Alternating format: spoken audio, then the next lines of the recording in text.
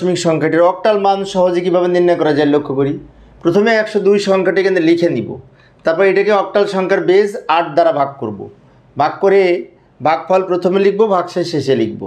তো আমরা ডান দিকে ভাগ করে নিতে পারি। এই যে ডান দিকে আমি ভাগ করে নিলাম, এখানে যদি ভাগ করি তাহলে লক্ষ্য করলে দেখতে পাই ভাগফল হয় 12, ভাগশেষ হয় 6। তো এই ভাগফল যে 12 পেলাম এটা প্রথমে লিখব, আর ভাগশেষ যে 6 পেয়েছি এটা শেষে লিখব। এই ভাগফল 12কে আবার 8 দ্বারা ভাগ করলে এখানে ভাগ করে নিতে পারি 12কে 8 দ্বারা ভাগ করে 8 একে 8, এটা থেকে এটা বিয়োগ করে 4। তো এখানে ভাগফল পেলাম 1, ওটা প্রথমে লিখব। ভাগশেষ যে 4 পেলাম এটা শেষে লিখব।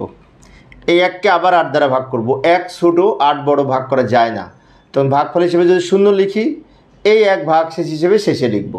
এবারে ভাগশেষগুলি যদি নিচ থেকে উপরের দিকে সাজিয়ে লিখি, উত্তর হবে 1 4 6। এই যে 1 4 6, এই সংখ্যাটি অক্টাল সংখ্যাতে ভিত্তি 8।